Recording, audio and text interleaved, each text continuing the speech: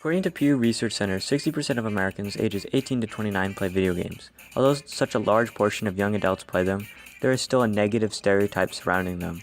Video games are violent and result in lazy behavior. However, through our research, we have discovered there are positive qualities to video games. Specifically, they have cognitive, motivational, and social benefits, all of which are exemplified at SLU's Esports Club. In terms of cognitive benefits, video games improve one's problem-solving skills, spatial awareness, and in the specific case of Nicholas Chu, the intangibles of managing and organizing events. Players learn through two techniques, probing and telescoping, according to Steven Johnson. Probing allows users to problem-solve through discovery. Simply exploring the physics of the game allows one to learn how to accomplish goals. The idea of telescoping is twofold, looking at the problems at hand and looking at the overarching problems, zooming in and out between the two.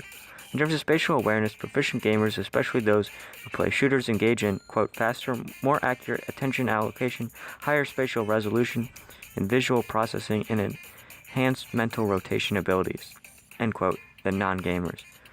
Nicholas Chu, the president of Esports Club, talks about gaining management skills through this club. Through competitive gaming, I was able to learn how to organize a tournament, and that definitely has given me a lot of connections.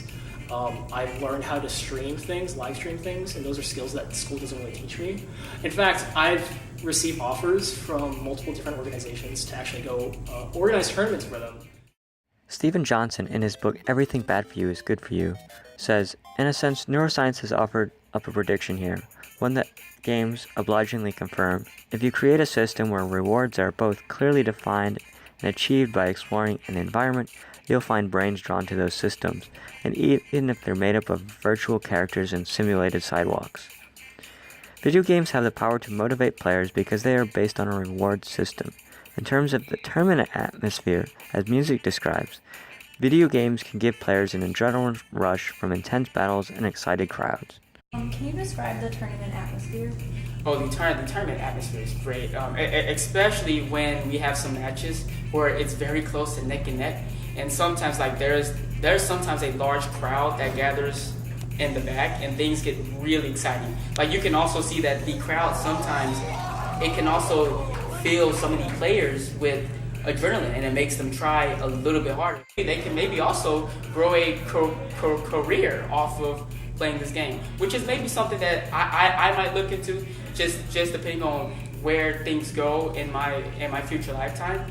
But yeah, that's something that some people can look for when they play this game. 62% of gamers play with others, according to a study done by Entertainment Software Association in 2014. Whether online or in person, video games have the capacity to bring people together. Video games can do so through cooperative or competitive objectives.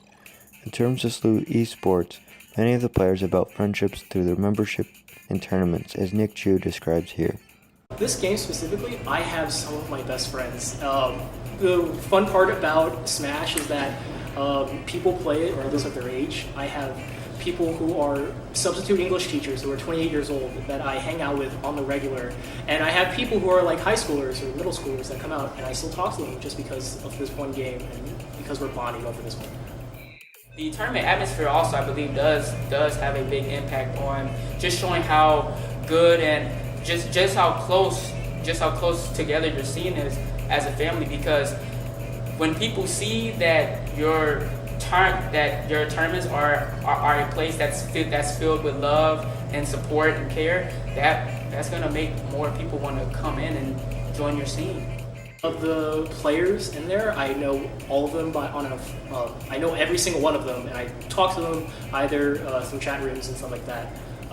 Esports in general just bring out, like, take you out of the room that is a stereotype within video games and force you to go and socialize with people, because then you're like right next to them, you're talking to them, you're getting to know them, while at the same time competing against them to get better.